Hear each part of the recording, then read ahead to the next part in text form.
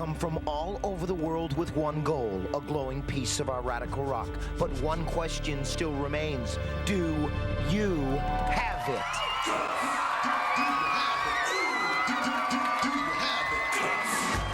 Welcome to the Extreme Arena at Nickelodeon Studios. On your mark, get set.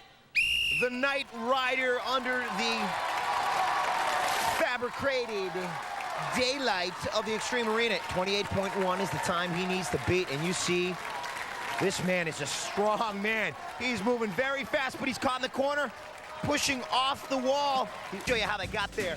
Enrico, look how high he can go, up and over, but victory, and this one went to Lena, showing how she leans her body right over there. 300 points for Lena from Israel. The Cookie Man going over that pyramid. Oh, it's such a beautiful shot. We had to see it again.